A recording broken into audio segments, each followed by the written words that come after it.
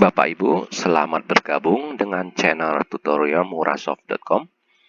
Jangan lupa subscribe dan klik lonceng untuk update video berikutnya. Sebelum mulai, saya memohon maaf jika ada kata-kata yang tidak pantas dan tolong di-skip kalau tidak berkenan. Video ini hanya ditujukan untuk customer Murasoft. Hari ini saya akan menjelaskan tentang siklus pembelian.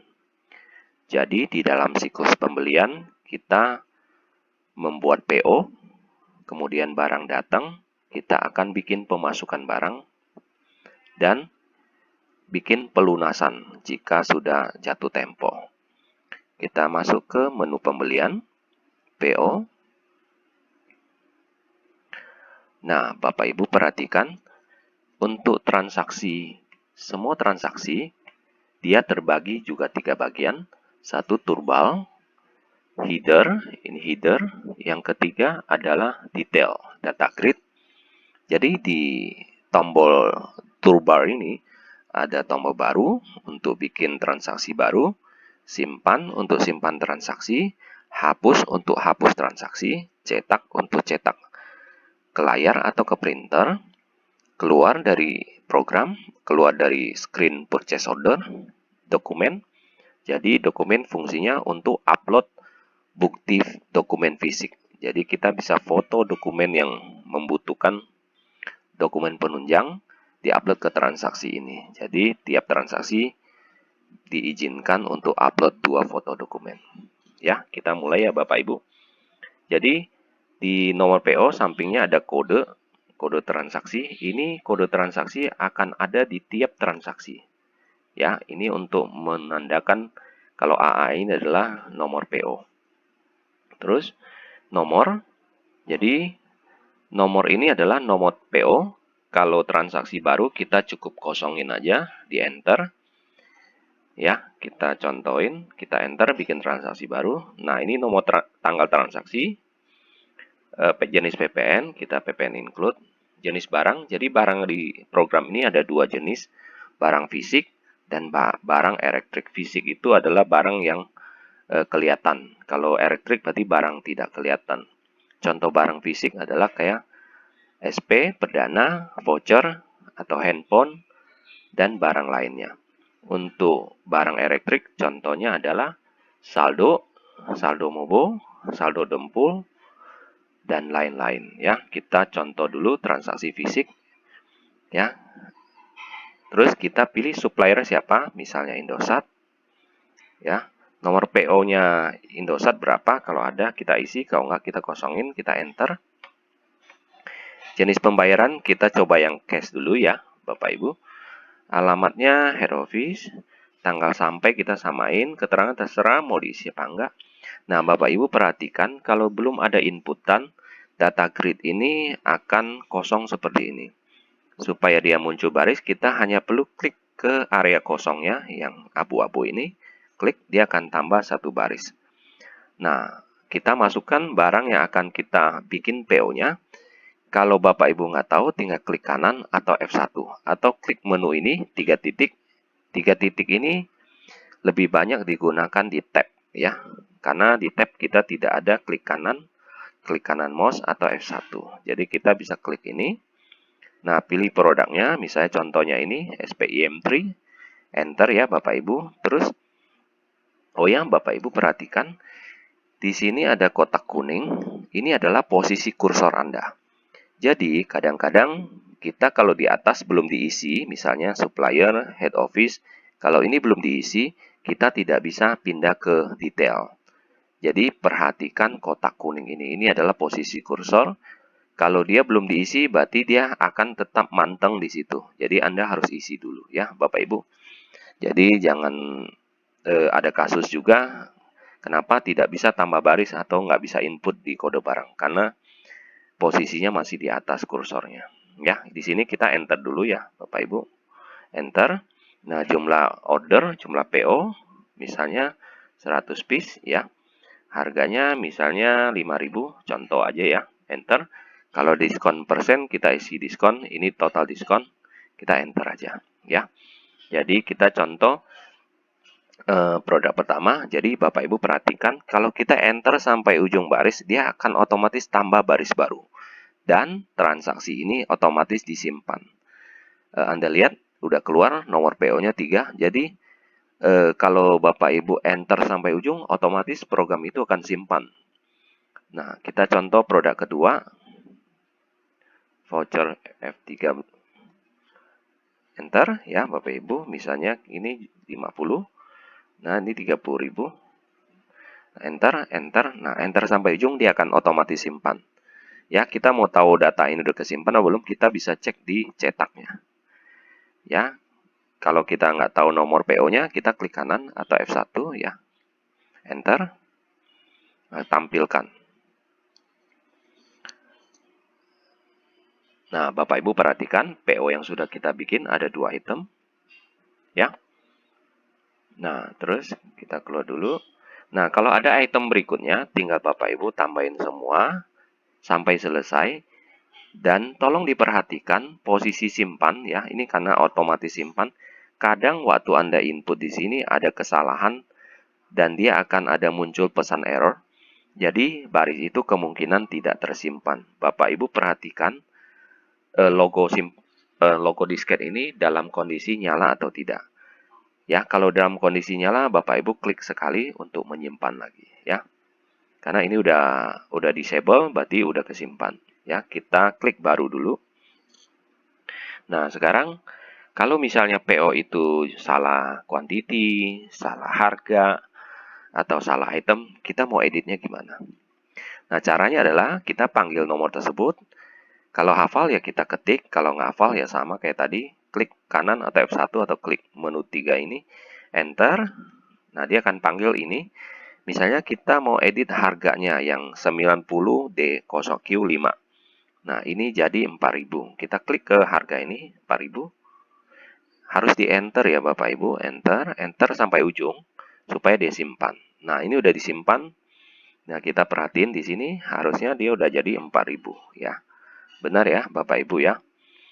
Nah, kalau misalnya kita mau ganti item, kita bisa lakukan begini. Sama, kita panggil juga ya. Nah, terus ini salah ternyata, baris ini salah.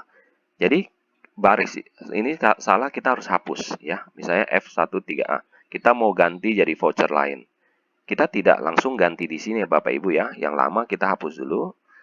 Klik silang. Ya. Tentu Bapak Ibu harus punya hak hapus ya. Kalau nggak punya hak hapus, dia nggak bisa. Ya, terus, nah kita tambah baris baru, klik ke nomor, pakai anak panah turun ke bawah sekali. Nah, dia akan tambah baris. Nah, kita baru input produk yang lain. Misalnya ini, F1 saset. Enter, enter, enter. Misalnya 200, ini 25.000 ya. Contoh, enter, enter. Nah, ini udah kesimpan. Kita coba cek ya.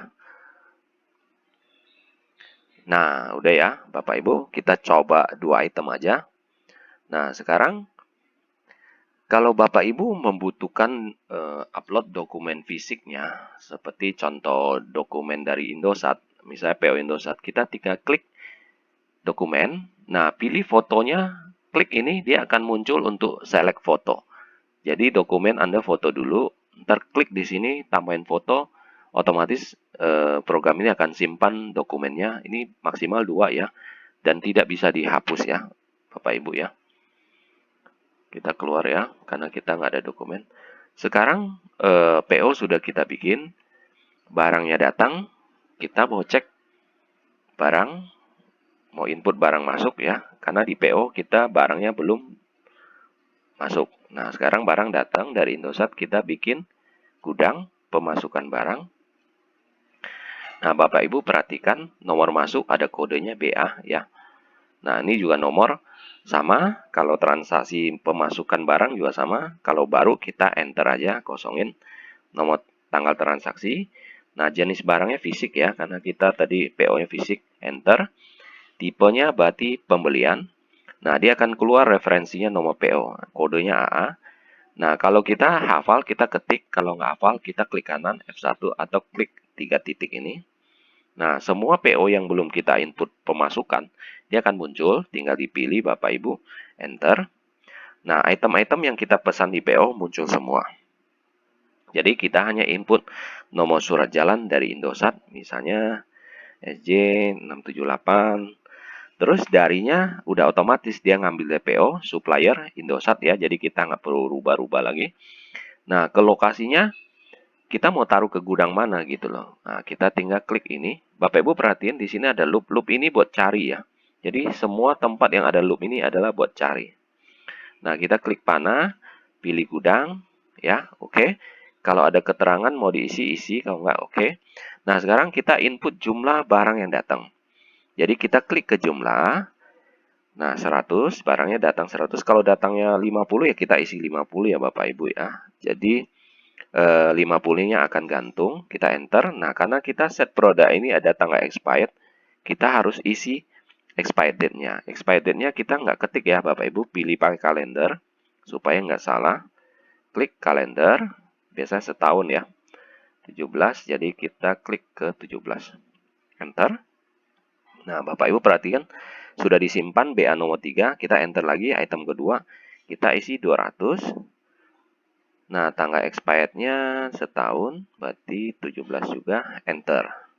Nah, Bapak Ibu perhatikan, kita sudah bikin pemasukan barang untuk PO ini. Harusnya gudang kita sudah bertambah sejumlah 2 item. Kita cek ya di laporan gudang kita, laporan gudang persediaan. Nah, kita pilih yang detail aja, global juga boleh ya Bapak Ibu.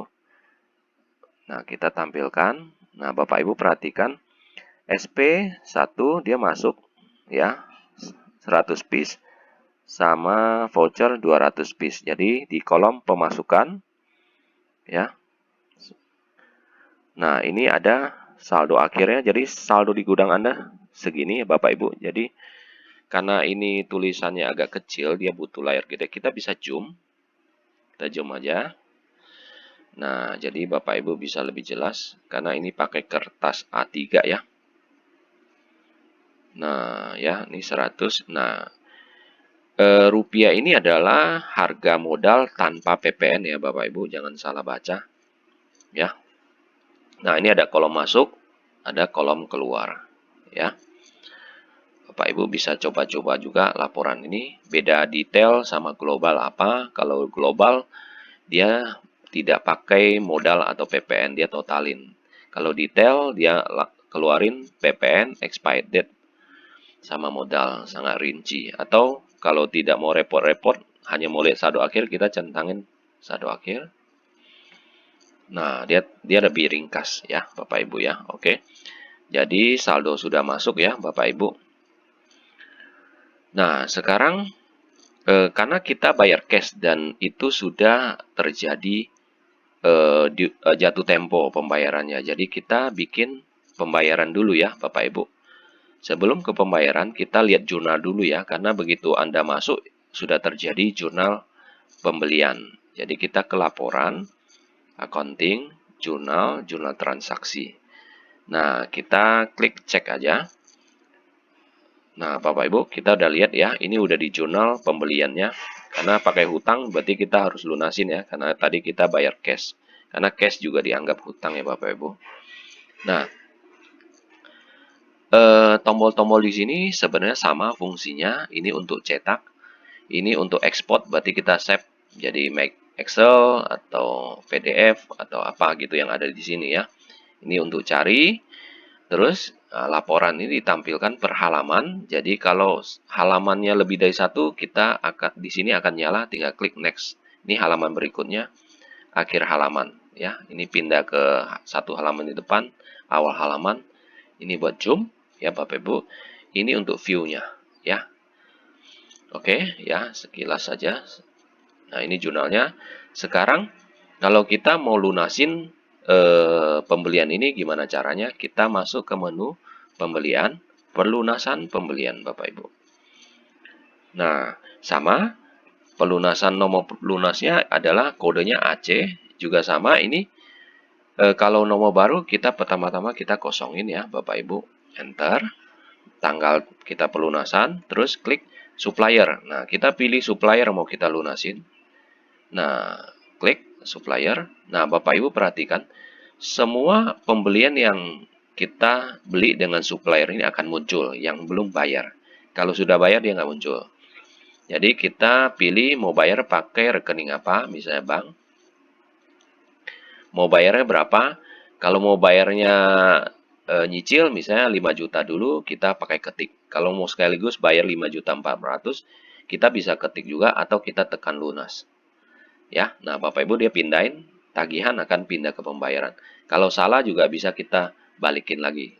Nah ya, jadi tombol tekan ini, lunas ini hanya untuk membalikin tagihan ke pembayaran atau pembayaran ke tagihan. Ya, kita lunasin aja. Kita simpan. Nah, udah ya. Jadi kita bisa cek juga transaksi ini. Enter. Nah, kita tampilkan. Nah, ini ya Bapak Ibu ya, contoh printout pelunasannya. Nah, kita lihat lagi ke jurnal transaksi tadi di penjurnalan di accounting, laporan, accounting, jurnal transaksi. Nah, kita tampilkan lagi. Nah, udah ya Bapak Ibu, dia udah di jurnal lagi, utang dagang pada bank, ya. Nah, untuk yang jurnal otomatis, kita juga bisa lihat langsung ke buku besar. Anda bisa lihat buku besar, kita tinggal pilih. Nah, dia udah langsung otomatis jadi ya, Bapak Ibu. Nah, kita lanjut lagi. Tadi kita contoh untuk produk fisik, sekarang kita coba produk elektrik. Bikin PO lagi, pembelian, PO. Nah, sama ya Bapak Ibu, kita enter kalau baru, enter lagi, enter barangnya elektrik. Nah, suppliernya kita Indosat lagi. Jadi, kita mau pesan produk Mobo, cuman kita bayarnya di muka ya. Jadi, Bapak Ibu bisa bedain kalau bayarnya di muka sama cash bedanya apa. Ya, alamatnya sama. Nah, kita klik ke bawah ya. Berarti di sini harusnya produk yang keluar adalah hanya produk elektrik. Ya kan, satu item karena kita udah set satu saldo Mobo. Nah, kita enter. Pesannya misalnya 1M. Harganya biasa terserah Bapak Ibu mau input langsung netnya atau di diskon lagi. Jadi biasa khusus Mobo kita input netnya aja, berarti diskonnya 1,5 berarti 985. Jadi ini desimalnya 3 ya Bapak Ibu ya. Enter, enter, enter. Nah, otomatis sudah kesimpan ya. Jadi kita coba cek 4. Nah, udah ya. Bapak Ibu, ini saya nggak jelasin lagi cara edit, cara hapus ya, karena tadi udah dijelasin untuk pembuatan PO fisik. Nah, sekarang barangnya datang, kita input di pemasukan, ya, enter sama enter. Jenis barangnya berarti elektrik. Nah, tipenya pembelian sama. Nah, dia akan keluar nomor referensinya PO.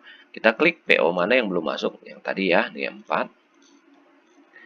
Nah, otomatis sudah keluar ya Bapak Ibu. Bedanya sama produk fisik adalah elektrik ini kita nggak simpan ke gudang. Kita simpan ke chip mana. Atau chip alokasi mana gitu loh. Atau MSISDN yang mana ya. Dari otomatis udah keisi karena dia referensinya PO. Nah, kita mau simpan ke chip mana? Chip misalnya Mobo Jakarta. Ya, oke. Nah, keterangan terserah. Nah, terus kita input jumlah datangnya. Nih, klik. Nah, misalnya datangnya juga 1M. Nah, udah kesimpan. Kita bisa cek printoutnya 4. Tampilkan. Ya, udah masuk Bapak Ibu. Sekarang kita cek gudang kita bertambah nggak laporan gudang kita. Gudang, persediaan. Nah, kita pilih yang detail aja.